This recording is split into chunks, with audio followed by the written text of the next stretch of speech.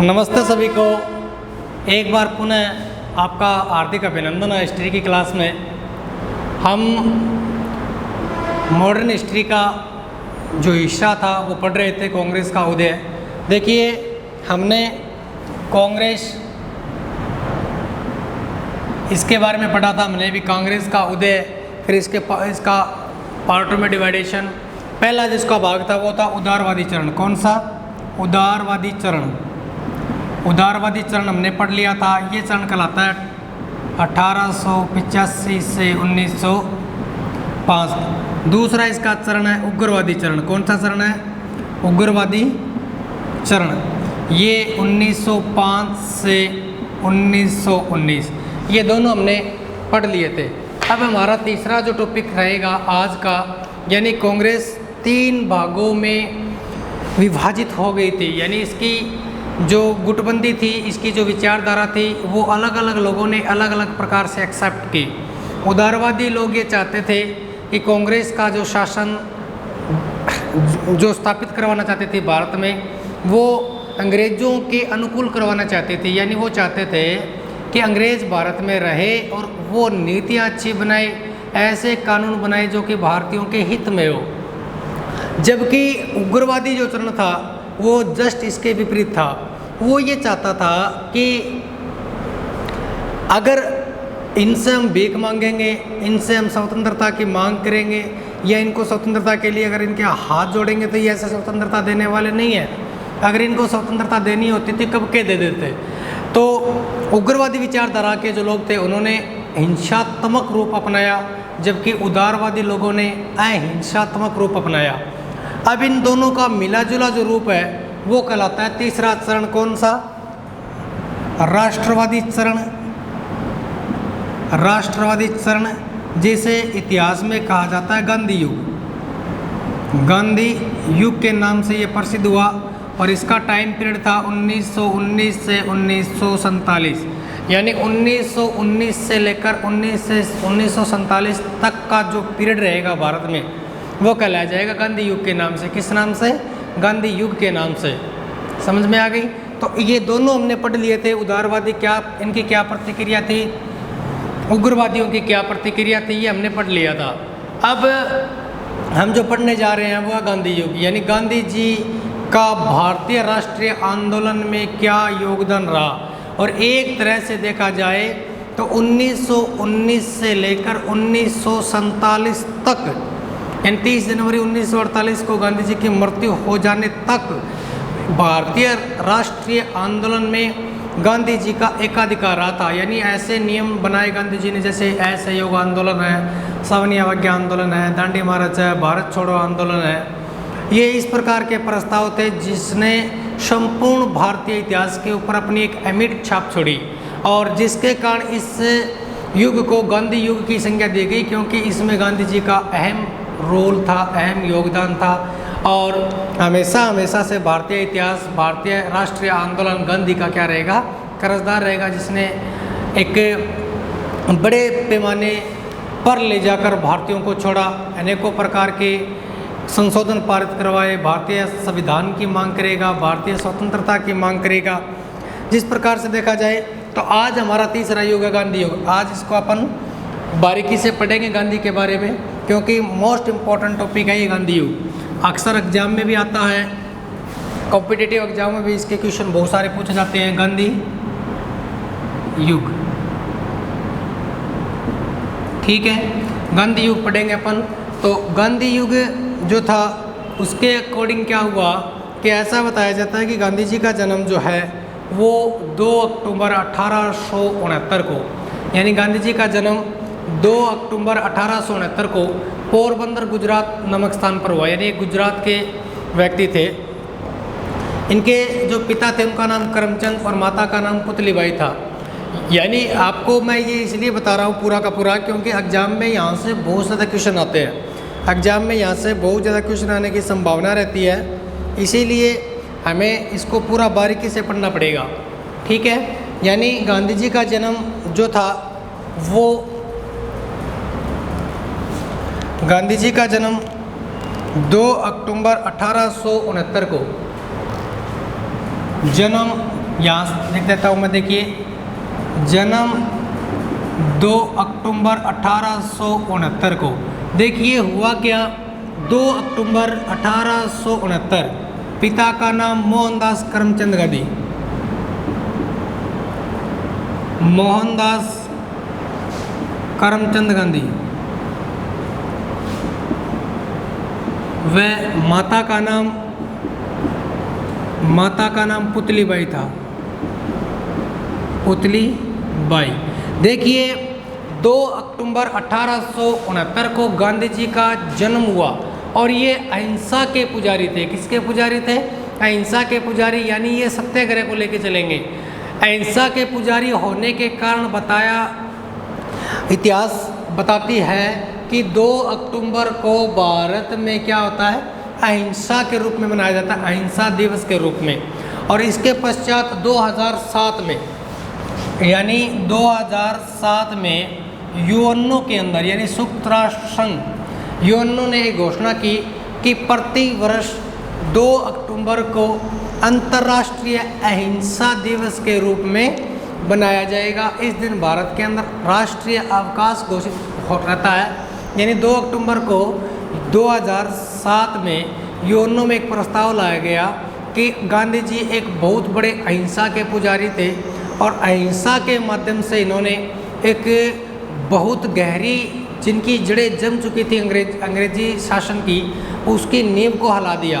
तो 2007 में ये फैसला लिया गया कि प्रति वर्ष हम लोग पूरे विश्व के अंदर इस दिन को या इनके जन्मदिन को अहिंसा के रूप में मनाएंगे। तो ये घोषणा अगर पूछा जाए एग्जाम में कि अहिंसा दिवस कब मनाया जाता है, तो 2 अक्टूबर को, ठीक है। और 1996 में गांधी जी के सम्मान में, यानी गांधी जी के सम्मान में भारतीय नोटों के ऊपर, यानी भारतीय जो करेंसी होती है उन नोटों के ऊपर, भारतीय नोटों के ऊपर गांधी जी का जो चित्र था, गांधी जी की जो फोटो थी, उसका अंकन किया गया। यानी 2007 में तो ये बहुत हमारे लिए बड़े गर्व का विषय है कि आज भारत के एक व्यक्ति का जन्मदिन पूरे विश्व के अंदर अहिंसा के रूप में मनाया जाता है। ये बड़े गर्व का विषय है हमारे लिए। उसके बाद भारतीय जो राजनेता थे, भारतीय जो बुद्धिजीवी थे, या भारतीय संसद भवन जो थी, 1996 में उसने फैसला लिया गांधी जी का सम्मान करते हुए इंडियन करेंसी के ऊपर, हमारी जो मुद्रा है, जो 1 रुपये से लेकर और 1000 रुपये, यानी 2000 रुपये, 500, जितने भी हमारे नोट चलते हैं वर्तमान में, जो करेंसी चल रही है, उनके ऊपर गांधी जी का फ़ोटो छापा गया। तो ये इनके, उसके बाद इनके पिता का नाम मोहनदास करमचंद गांधी, माता का नाम पुतलीबाई। इनका जन्म होता है पोरबंदर गुजरात में। कहाँ पर होता है? पोरबंदर गुजरात में, पोरबंदर गुजरात के अंदर, ठीक है। इनकी जो पत्नी थी उसका नाम कस्तूरबा गांधी था, पत्नी का नाम कस्तूरबा गांधी। इनके 4 पुत्र थे।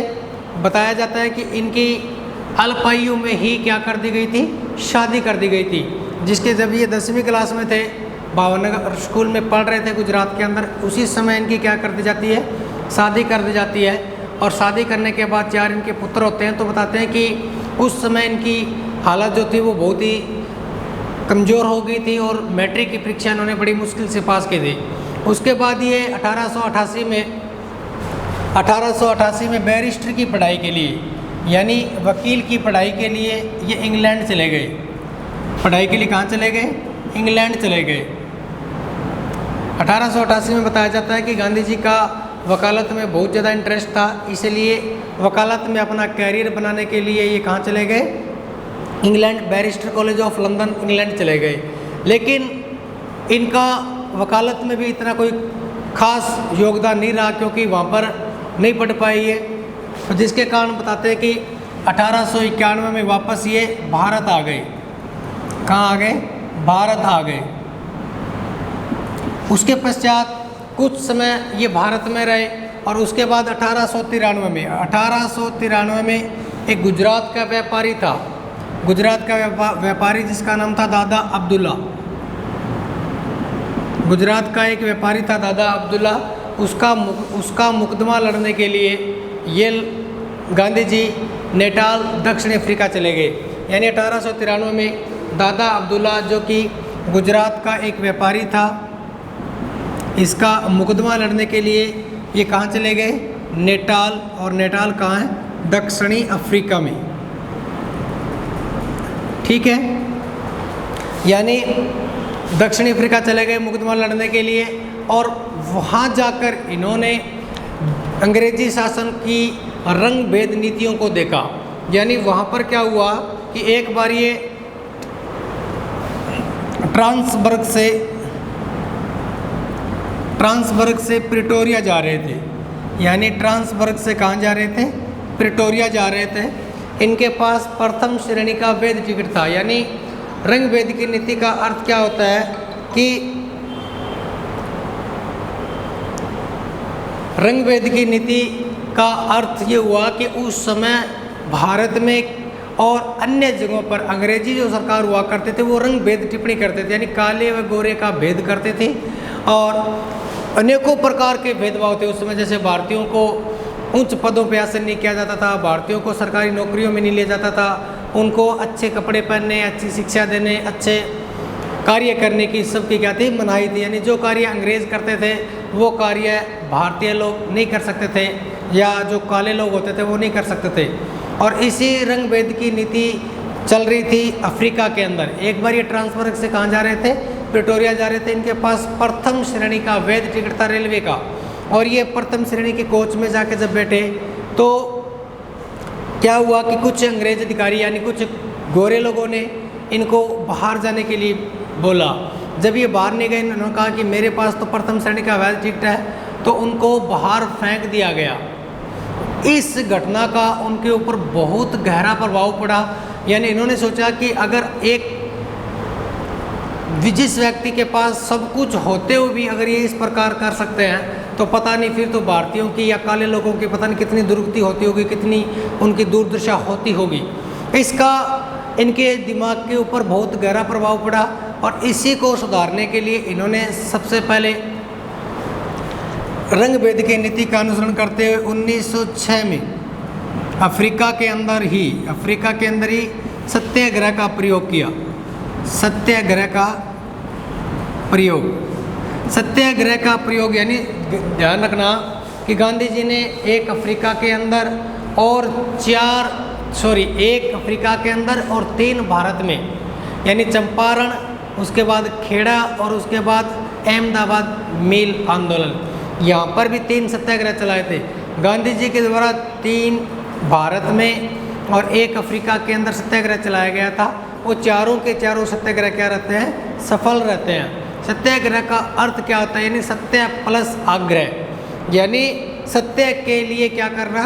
आग्रह करना। गांधी जी ने सत्याग्रह की परिभाषा दी कि अगर आप सत्य के खिलाफ हो, सत्य आपके साथ है, आप सत्य के लिए लड़ रहे हो, तो आप चाहे हिंसा का सहारा लो चाहे अहिंसा का सहारा लो, आप अपने मार्ग पर खड़े रहो, अड़िग रहो, क्योंकि आप सत्य का साथ दे रहे हो, आप गलत नहीं हो। अगर आप सही हो, आपकी बात सत्य है, तो आप की वो बात लोगों को माननी ही पड़ेगी। आप लोग अपने फैसले से मुकरो नहीं, अड़िग हो जाओ वहाँ पर और अपना कार्य वो पूरा करवाओ।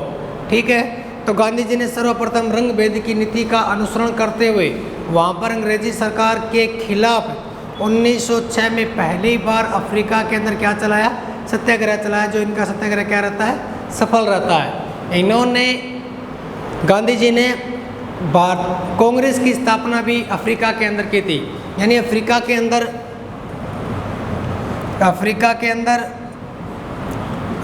में कांग्रेस की स्थापना गांधी जी के द्वारा की गई थी। कांग्रेस की स्थापना गांधी जी के द्वारा की गई थी। कांग्रेस की स्थापना गांधी जी के द्वारा की गई थी। कहाँ पर? अफ्रीका के अंदर। जबकि भारत में तो वेमस चंद्र बनर्जी व एलन एक्टोवियन ह्यूम के द्वारा की गई थी। जबकि अगर प्रश्न एग्जाम में इस प्रकार से आए कि दक्षिणी अफ्रीका में कांग्रेस की स्थापना किसने की थी, तो किसने की थी? किसने की? महात्मा गांधी ने। गांधी जी के द्वारा प्रथम सत्याग्रह का प्रयोग कहाँ पर किया गया? अफ्रीका में। अगर प्रश्न भारत के लेवल पे पूछा जाए कि भारत में सबसे पहले कहाँ किया, तो वो क्या था 1916 चंपारण बिहार में जो नील उत्पादक थे जिनकी 3 कटिया प्रणाली थी उनके खिलाफ। ठीक है, देखिए उन्होंने सबसे पहले 1906 में सत्याग्रह का प्रयोग किया रंग भेद की नीति के खिलाफ। उसके बाद अफ्रीका में कांग्रेस की स्थापना करते हैं और 21 वर्षों के प्रस्थान के बाद यानी 21 वर्ष वहाँ रहने के पश्चात गांधी जी 9 जनवरी 1915 को भारत में अपोलो बंदरगाह पर उतरते हैं। अपोलो बंदरगाह पर उतरते हैं। यानी गांधी जी ऐसा बताते हैं कि गांधी जी लगभग 21 वर्ष तक कहाँ रहे थे? अफ्रीका रहे थे। यानी गांधी जी लगभग 21 वर्ष तक कहाँ रहे थे? अफ्रीका रहे थे। कहाँ रहे थे? अफ्रीका रहे थे। और 9 जनवरी 1915 को ये राजपूताना जहाज के माध्यम से जब भारत आए तो 9 जनवरी को यादगार बनाने के लिए इस दिन भारत सरकार द्वारा अप्रवासी भारतीय दिवस बनाया जाता है, जो कि लगभग 2 या 3 दिन चलता है, जिसकी शुरुआत 9 जनवरी को होती है। और वो किसकी याद में बनाया जाता है? गांधी जी की याद में, क्योंकि गांधी जी 9 जनवरी 1915 को जब भारत आए 21 वर्षों के अपने रेजिडेंसी के बाद जब भारत आते हैं तो उनका इस प्रकार से आगमन और उनकी याद में क्या बनाया जाता है? अप्रवासी भारतीय दिवस। ये अप्रवासी भारतीय दिवस क्या होता है? देखिए 9 जनवरी को भारत में क्या बनाया जाता है? अप्रवासी भारतीय दिवस। अप्रवासी भारतीय दिवस।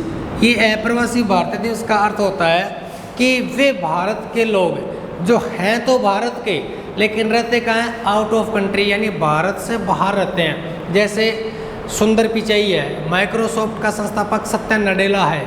इसके अलावा और भी ऐसी महान विभूतियाँ हैं जो कि हैं तो भारत के, और उन्होंने अपने अच्छे कर्मों के माध्यम से, अपने प्रयासों के माध्यम से, अपनी सफलता के माध्यम से, अपनी मेहनत के माध्यम से एक ऐसा मुकाम हासिल किया है जो कि भारत के लिए बहुत ही बड़े प्रेरणादायी है, भारत के लिए बहुत बड़े मोटिवेटर है। जैसे कई देशों के तो जैसे अमेरिका के अंदर 35% जो वैज्ञानिक हैं, डॉक्टर हैं, वो भारत के हैं। नासा में बहुत सारे साइंटिस्ट भारत के हैं। बड़े बड़े देशों में, इंग्लैंड में, अमेरिका में, कनाडा में, रूस में भारत के बहुत बड़े बड़े बुद्धिजीवी बैठे हैं जो कि एक बहुत बड़े सफल बिजनेसमैन हैं, बहुत बड़े डॉक्टर हैं, बहुत बड़े इंजीनियर हैं, बहुत बड़े साइंटिस्ट हैं।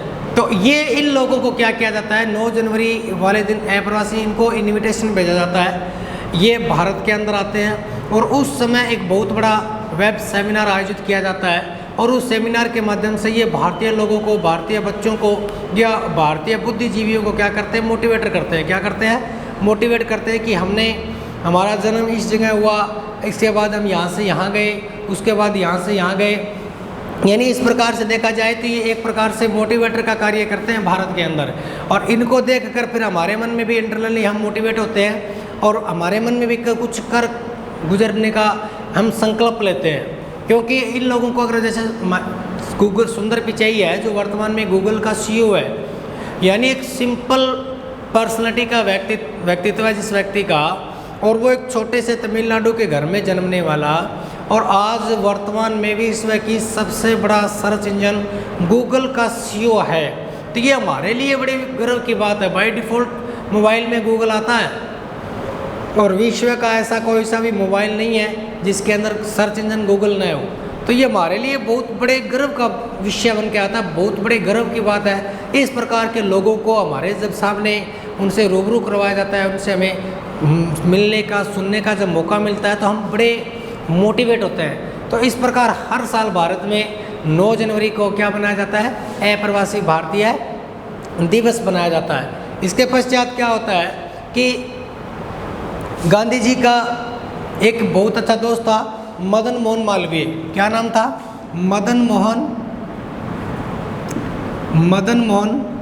मालवीय। गांधी जी का एक बहुत अच्छा दोस्त था मदन मोहन मालवीय। ये मदन मोहन मालवीय जो था, इसने BHU यानी बनारस में बनारस हिंदू विश्वविद्यालय की स्थापना की थी। तो एक बार जब गांधी जी जब भारत आए थे तो गांधी जी को उसके उद्घाटन पर बुलाया गया। क्या क्या बुलाया गया? उसके उद्घाटन पे बुलाया गया। जब उसके उद्घाटन पर इनको बुलाया गया तो ये उस उद्घाटन में जाते हैं और उस उद्घाटन में जाकर ये देखते हैं कि वहाँ पर सभी प्रकार के जो लोग थे वो बड़े बड़े फैमिली से बिलोंग करते थे, बहुत ही बुद्धिजीवी और समझदार लोग थे। जब इनको देखा गया, मदन मोहन मालवीय के कहने पर गांधी जी BHU के उद्घाटन पर जाते हैं। BHU बनारस हिंदू विश्वविद्यालय के उद्घाटन पर जाते हैं और वहाँ जाकर उद्घाटन पर जाकर ये क्या करते हैं कि एक बहुत बड़ा भाषण देते हैं। क्या देते हैं? बहुत बड़ा भाषण देते हैं। ये 1916 की बात है।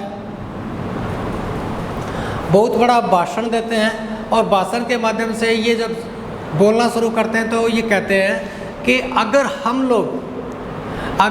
लोग एक साथ जब इकट्ठे नहीं होंगे, जब तक छोटे से छोटा भारतीय, जब वो किसान हो, मजदूर वर्ग हो, उसको साथ लेकर नहीं चलेंगे, तब तक भारत में कोई भी तरक्की नहीं हो सकती। सबसे बड़ी चीज़ है वो है हमारी एकता।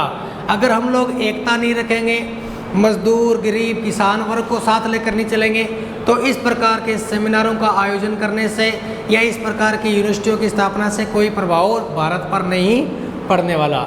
ठीक है। 1915 में ये भारत आते ही इन्होंने गुजरात में साबरमती नदी के किनारे साबरमती आश्रम की स्थापना करते हैं। 1916 के अंदर ये BHU के उद्घाटन पर जाते हैं। कहाँ जाते हैं? BHU के उद्घाटन पर जाते हैं। और जब ये बहुत बड़ा स्पेस दे रहे थे, इस प्रकार से लोगों को मोटिवेट कर रहे थे, जो कि पैंट कोट की सरकार वहाँ पर बैठी थी, उनको कहा कि जब तक आप लोग गरीब, मजदूर, ये सब वर्ग को साथ लेके नहीं चलोगे तो न ही तो हमें स्वतंत्रता मिलने वाली है और न ही हमें कुछ ऐसे नियम बना सकते हैं अंग्रेजी सरकार के खिलाफ जो कि हमारे भारतीयों के हित में हो।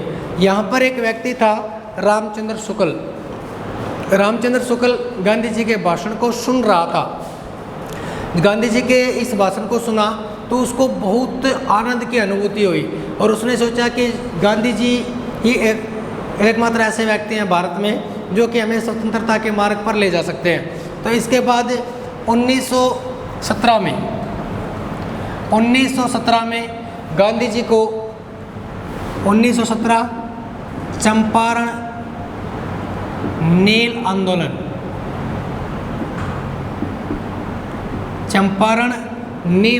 देखिए 1917 चंपारण नील आंदोलन ये क्या था कि जब गांधी जी BHU में भाषण दे रहे थे, उस समय उनके भाषण को वैसे तो पूरा वहाँ पर जो सेमिनार थे उनके सब लोग सुन रहे थे, लेकिन एक व्यक्ति था बिहार का रामचंद्र शुक्ला, वो उनके भाषण को सुन रहा था क्योंकि वो बिहार का था। उस समय अंग्रेजों ने क्या कर रखा था कि चंपारण बिहार के अंदर है और वहाँ पर जो किसान थे वो पहले अपनी खाद्य आपूर्ति वाली फसलें बोते थे, जैसे गेहूं बो लिया, बाजरा बो लिया या जो भी वहाँ पर जो फसलें उनको अच्छा दाम देती थी और उनकी पूर्ति करती थी, वो फसल बोते थे। अब अंग्रेज़ों को क्या हुआ, आपको पता है कि भारत में अंग्रेज़ क्या लेने के लिए आए थे? कच्चा माल लेने के लिए आए थे ना। तो कच्चा माल जब लेने के लिए आए थे तो वो यहाँ से कच्चा माल लेके जाते और कच्चा माल ले जाते इंग्लैंड में और वहाँ पर लंकाशायर, मैनचेस्टर में वहाँ के जो उद्योग है वहाँ पर ले जाते, वहाँ से फिर माल को तैयार करके फिर वापस भारतीय बाज़ारों में लाते और फिर उसे उच्च दामों पर बेचते। तो अंग्रेज़ों को नील की जरूरत थी। किसकी जरूरत थी? नील की, यानी जो नील होती है ना अपने कपड़ों में डालते हैं उसकी, और वो नील उनको मिल नहीं रही थी अन्य किसी देशों में। तो अंग्रेज़ों ने नियम निकाला कि चंपारण के किसानों को अपनी लगभग भूमि पर क्या बोनी पड़ेगी? नील बोनी पड़ेगी। क्या बोनी पड़ेगी? नील। अब जब नील बोनी पड़ेगी तो अंग्रेज़ों भारतीयों को तो इससे कोई बेनिफिट नहीं था। जैसे देखिए इधर सबसे पहले नंबर 1 भी नील या चंपारण जो आंदोलन था वो क्यों हुआ? सबसे पहला कारण कि अंग्रेज़ों ने क्या कहा? अंग्रेज़ों ने कहा कि चंपारण के किसानों को अपनी फसल पे क्या बोनी पड़ेगी? नील बोनी पड़ेगी या नील को उगाना पड़ेगा, नील बोनी पड़ेगी। ठीक। नंबर 2 देखिए, अब क्या होता था, जो नील की फसल होती थी उसकी जड़ें बहुत गहरी होती थी। जड़ें बहुत गहरी होती थी, जड़ें बहुत गहरी होती थी, गहरी होती थी, जिसकी खुदाई, नंबर 3, यानी नील की खुदाई व निराई बहुत ही मुश्किल थी, मुश्किल थी। ठीक है, यानी देखिए विरोध होगा। भी नील का विरोध क्यों हुआ? देखिए, नंबर 1, अंग्रेजों ने कहा कि आप नील बो। उन्होंने सोचा कि हम नील बोएंगे तो हमें अच्छा उत्पादन होगा, तो हमें अच्छी रकम मिलेगी। लेकिन नहीं, अंग्रेजों ने उन्हें ज़बरदस्ती नील बोने के लिए कहा। उन्होंने नील बोली। इसकी जड़ें क्या होती थी? बहुत गहरी होती थी, इसलिए इसकी निराई गुड़ाई करने में बड़ी मशक्कत करनी पड़ती थी। नंबर 3 क्या होता था? ये नील की फसल जो होती थी वो 1 साल में जाकर तैयार होती थी। और चौथी जो चीज़ थी, अहम चीज़, वो ये कि जो नील की जो फसल होती थी वो भारतीयों के कोई काम की नहीं थी। अब भारतीयों के कोई काम की नहीं थी, भारतीय बाजार में बिकेगी नहीं, तो वो मजबूरन किसको बेचनी पड़ेगी? अंग्रेजों को। अगर आपके पास विकल्प ही एक होगा, अगर आपको अंग्रेजों को ही बेचनी पड़ेगी, तो आप फिर उसका मनमाना या अपनी मनमर्जी नहीं चला सकते उसके दाम कम या ज़्यादा करने की। तो आपको जिस मर्जी से अंग्रेज खरीदेंगे उससे उस हिसाब से देनी पड़ेगी। ठीक है। और सबसे बड़ी दिक्कत ये आई कि पूरी ज़मीन पे तो नील बो दी। अब पूरी ज़मीन पे नील बो दी और उसका दाम अंग्रेजों से पूरा नहीं मिलता था भारतीयों को, तो वो भूख मरने के कगार पे आ गए थे। क्यों? क्योंकि अपनी पूरी फसल पे तो नील बोलो, नील बेचनी पड़ेगी अंग्रेजों को ही।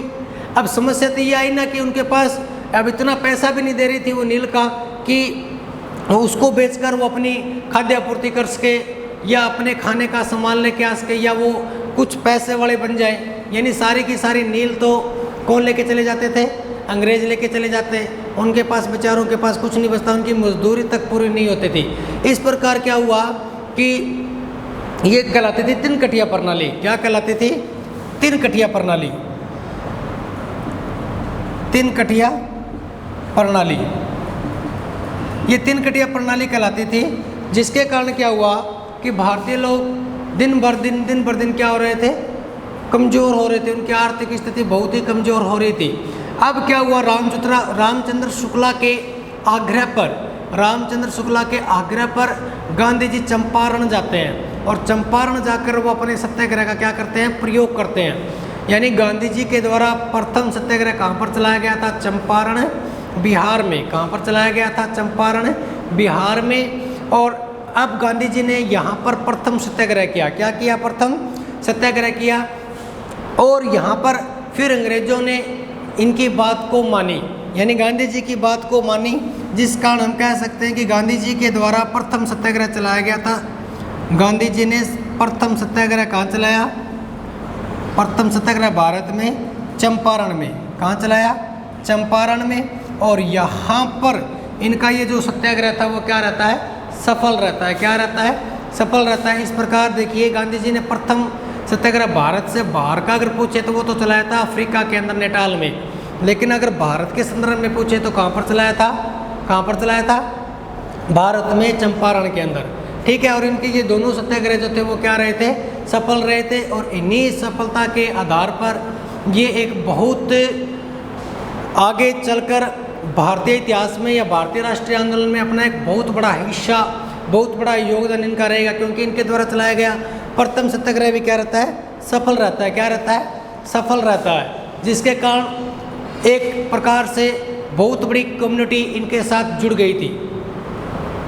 ठीक है। जिसका फायदा इन लोगों को आगे चलकर मिला। और रामचंद्र शुक्ला के कहने पर ही ये कहाँ पर जाते हैं? सत्याग्रह का प्रयोग करते हैं। कहाँ पर? चंपारण, बिहार में। और इनका ये चलाया गया प्रथम सत्याग्रह अंग्रेजों के लिए भी बड़ी मुसीबत बना और भारतीयों के लिए एक वरदान साबित हुआ। इसके बाद ये आगे से आगे और भी सत्याग्रह चलाएंगे, जिसका फ़ायदा भारतीयों को डायरेक्टली या इनडायरेक्टली रूप से मिलता रहेगा। बाकी आगे जो इनका दूसरा सत्याग्रह होगा वो खेड़ा, गुजरात में होगा। तीसरा अहमदाबाद सूती मिल, गुजरात के अंदर ही होगा। खेड़ा सत्याग्रह अपन पढ़ेंगे नेक्स्ट वीडियो के अंदर। आप लोगों से बस एक ही प्रार्थना है, घर पर आप पढ़ते रहा करो बढ़िया तरीके से। कोई दिक्कत हो तो आप कमेंट में बता दिया करो। आप को इन सब की PDF मिल जाएगी। इसके नीचे लिंक दिया हुआ, उस पर आप अगर सर्च मारोगे तो आपको PDF मिल जाएगी। इसी के साथ धन्यवाद।